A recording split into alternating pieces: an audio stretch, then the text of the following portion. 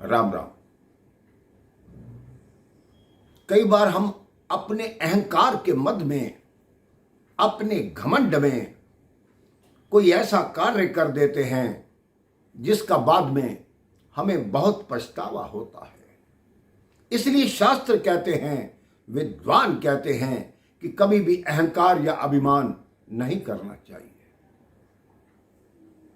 किसी जंगल में एक पीपल का बहुत ही घना वृक्ष था। उसके साथ में ही एक आम का घना वृक्ष था। उस जंगल में बहुत सारी मधुमक्खियां आई, उनको अपना छत्ता बनाना था और वो किसी घने वृक्ष की तलाश में थी। उन्होंने पीपल के वृक्ष से निवेदन किया कि क्या हम आपकी एक शाखा पर अपना छत्ता बना लें, क्योंकि आपकी शाखा बहुत ही मजबूत है और इस पर हम आराम से रह लेंगे। पीपल ने कहा, जाओ यहां से, मुझे बिल्कुल पसंद नहीं कि कोई मुझे तंग करे।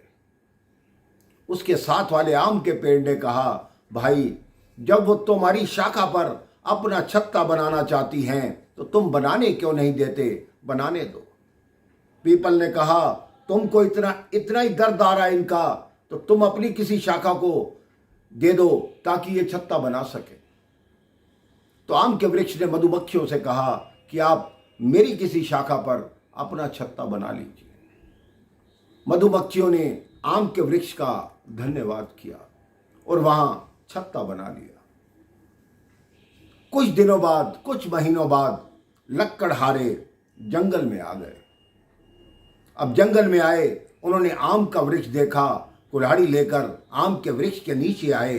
उन्होंने कहा, बहुत ही घना वृक्ष है, इसकी लकड़ी बहुत महंगी बिकेगी, इसी को काटते हैं। ऊपर मधुमक्खियों ने देखा कि आम के वृक्ष को कोई काटने लगा है। नीचे से व्यक्ति ने मधुमक्खियों का छत्ता देखा। उसने कहा, इस वृक्ष को मत काटो, क्योंकि इस वृक्ष के ऊपर मधुमक्खियों का छत्ता है। अगर वो आ गई तो हम में से कोई जीवित नहीं बचेगा। इसकी जगह किसी दूसरे वृक्ष को काटते हैं। उन्होंने देखा, उसके बिल्कुल सामने पीपल का घना वृक्ष था। उन्होंने कहा, इस वृक्ष पर कोई मधुमक्खियां भी नहीं हैं, चलो इसी को काटते हैं। अब पीपल जोर जोर से चिल्लाने लगा, मुझे बचाओ, मुझे बचाओ। आम के वृक्ष ने मधुमक्खियों से निवेदन किया कि पीपल को बचाओ। मधुमक्खियों ने कहा, उसने हमें रहने का स्थान नहीं दिया था तो हम उसे क्यों बचाएं। तो आम के वृक्ष ने कहा, मैं आपसे निवेदन करता हूं कि उसको बचाओ। मधुमक्खियां उन शिकारियों पर, उन लक्कड़हारों पर टूट पड़ी और वो लक्कड़हारे जंगल छोड़कर भाग गए। पीपल के वृक्ष ने मधुमक्खियों के आगे हाथ जोड़े कि आपने मेरे प्राण बचाए, मुझे बचा लिया। मधुमक्खियों ने कहा, धन्यवाद हमारा मत करो, आम के वृक्ष का करो जिन्होंने आपको बचाया है।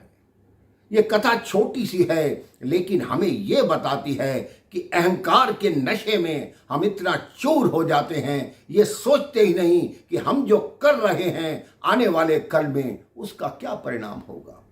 इसलिए अपने जीवन में अहंकार को स्थान मत दो। स्वाभिमान रखो, लेकिन अभिमान मत रखो। प्रभु के चरणों में ध्यान लगाओ, तभी देखो आप विनम्र होंगे, क्योंकि जितना फल वाला वृक्ष होता है वो सदैव नीचे को झुका रहता है, और जो सूखा पेड़ होता है जिस पे कोई फल नहीं होता वो हमेशा अकड़ में रहता है। आप भी फल वाले तरु बनिए और नम्र बनिए, विनम्र बनिए।